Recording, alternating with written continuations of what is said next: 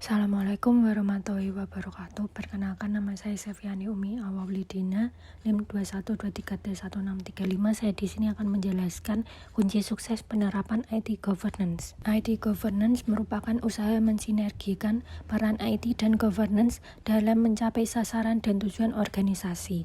IT fokus kepada teknologi, sementara governance fokus kepada tata kelola. Governance pada tatanan IT governance yang pertama sebagai suatu kumpulan manajemen, 2 perencanaan dan laporan kinerja, 3 tinjauan proses-proses yang berhubungan dengan keputusan yang benar dan tepat, 4 menetapkan kontrol, 5 pengukuran kinerja di atas kunci penanaman modal, 6 pelayanan operasional, yang ketujuh pengiriman dan mengotorisasi perubahan, peluang baru atau pemenuhannya sesuai peraturan hukum, dan kebijakan-kebijakan. IT governance merupakan tanggung jawab dari Dewan Direktur dan Manajemen Eksekutif.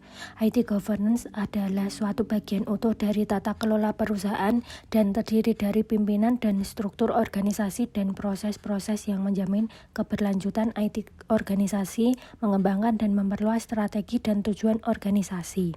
IT governance dapat didefinisikan sebagai keputusan yang benar dan dalam bingkai yang bisa diminta pertanggungjawaban untuk mendorong keinginan dan kebiasaan penggunaan teknologi informasi. IT governance sebagai landasan kerja yang mengukur dan memutuskan teknologi informasi dengan mempertimbangkan maksud, tujuan, dan sasaran bisnis perusahaan.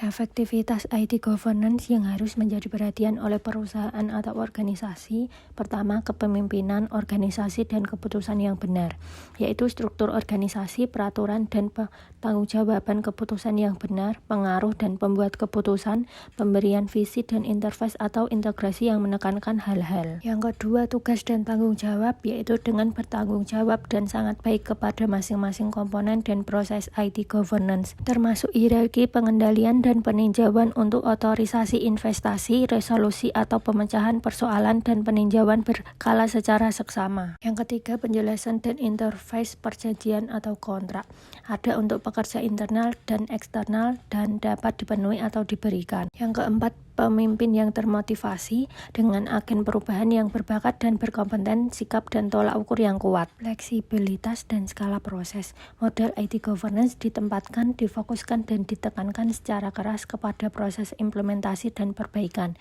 Yang pertama, pendefinisian proses-proses dengan baik, pendokumentasian, pengukuran dan perbaikan yang terus-menerus. Yang kedua, proses mendefinisikan interface antara organisasi-organisasi dan menjamin batasan alur kerja dan waktu dengan efektif, organisasi, vendor, geografis, dan teknologi. Yang terakhir, proses-proses sebaiknya bersifat fleksibilitas, berskala, diterapkan secara konsisten dengan pengertian umum. Selanjutnya, penerapan teknologi, yaitu pengaruh pimpinan terhadap alat bantu dan teknologi yang menjadi pendukung utama komponen IT governance. Proses-proses yang didukung oleh keperluan-keperluan informasi yang mendukung bentuk-bentuk IT dan komponen-komponennya, seperti perencanaan dan pendanaan, portofolio investasi manajemen, manajemen proyek, manajemen risiko dan perubahan, manajemen pelayanan dan pemenuhan IT, keuangan, aset dan unjuk kerja manajemen, dan catatan-catatan dan lain-lain. Yang kedua, alat bantu governance, komunikasi dan pengukuran efektivitas untuk memperlancar pendukung keputusan. Pada umumnya, perusahaan-perusahaan besar juga tidak memungkiri banyaknya level dan disiplin bisnis atau petunjuk IT dan governance yang menjelaskan aturan dan tanggung jawab untuk mengukur ketepatan komitmen, sponsor, kenaikan dan pandangan keluar, eksekutif manajemen dan unsur pokok yang lainnya. Peranan IT terhadap kinerja perusahaan. IT governance secara umum bertujuan untuk meningkatkan peranan IT terhadap kinerja perusahaan atau organisasi melalui penyelarasan investasi IT dan prioritas bisnis, mengelola, membiayai dan mengamati permintaan pelayanan IT dan hasil kerja bagian IT dalam memenuhinya secara konsisten, mengelola risiko dan tantangan, memperbaiki kinerja bagian IT dan memperbaiki kinerja dan pelayanan organisasi. Bertujuan untuk meningkatkan peranan IT terhadap kinerja organisasi dalam mencapai tujuan dan sasarannya. Tujuan penerapan IT governance yang pertama, menyelaraskan investasi IT dan prioritas-prioritas bisnis dengan lebih teliti. 2. Mengelola, mengevaluasi, membuat prioritas, membiayai, mengukur dan mengamati permintaan-permintaan pelayanan IT dan hasil kerja dan memenuhinya dengan lebih konsisten dan berulang sesuai dengan dengan behavior yang dapat mengoptimalkan keuntungan bisnis. 3. Mengelola utilisasi pertanggungjawaban sumber daya dan aset. 4. Menjamin penyediaan dan penyelesaian IT sesuai dengan perencanaan, pembiayaan, dan tanggung jawab. 5. Membuat, menerapkan, dan menjelaskan keadaan yang diminta untuk dipertanggungjawabkan dan diputuskan secara benar, mendefinisikan dan mengotorisasi peraturan secara jelas. 6. Mengelola risiko, tantangan, dan kemungkinan secara proaktif. 7. Memperbaiki kinerja organisasi IT, memenuhi permohonan, mengembangkan dan mendewasakan staf. Yang terakhir, memperbaiki pelayanan dan mau mendengarkan pelanggan secara keseluruhan. Blueprint.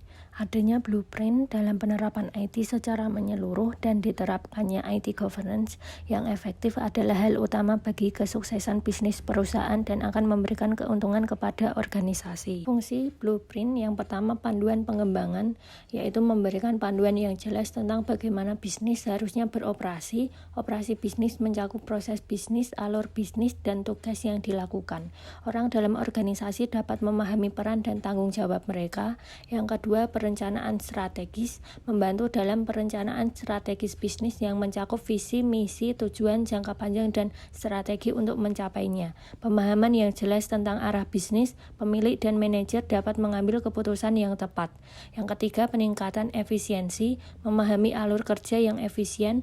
Blueprint dapat membantu meningkatkan efisiensi operasional, sehingga dapat mengurangi waktu dan sumber daya yang terbuang. Kualitas kontrol, blueprint dapat digunakan untuk mengontrol kualitas produk atau layanan yang dihasilkan oleh bisnis. Menetapkan standar kualitas, bisnis dapat memastikan bahwa produk atau layanan yang diberikan kepada pelanggan sesuai dengan harapan. Yang kelima yaitu pemantauan kinerja. Blueprint berfungsi sebagai alat pemantauan kinerja dengan membandingkan kinerja aktual dengan rencana dalam blueprint. Bisnis dapat mengidentifikasi area-area di mana perbaikan diperlukan. Pihak yang membutuhkan blueprint. Pertama, pemilik bisnis untuk memahami visi, misi, dan strategi jangka panjang bisnis mereka, membantu mengambil keputusan strategis dan memastikan keselarasan antara tujuan bisnis dan operasional.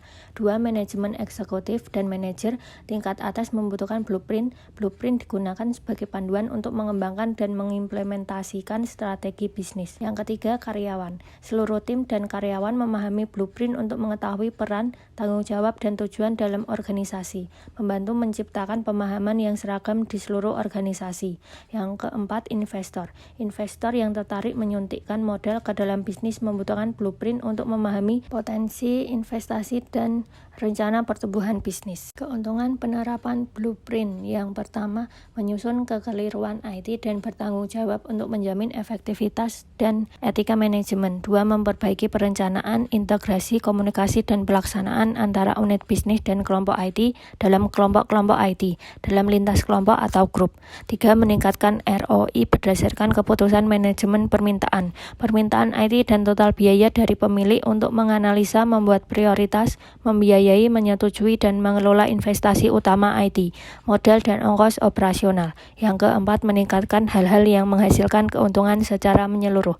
Yang kelima, menetapkan pilihan, administrasi kontrak, dan pimpinan vendor atau prakasa rekanan. Yang keenam, mengoptimalkan aset dan modal sumber daya manusia. 7. Memajukan dan mematangkan pencapaian efektivitas organisasi. Yang terakhir, memudahkan pemenuhan permohonan dan audit melalui pendokumentasian proses-proses pengontrolan dan otorisasi keputusan. Sekian penjelasan saya tentang kunci sukses penerapan IT governance. Terima kasih.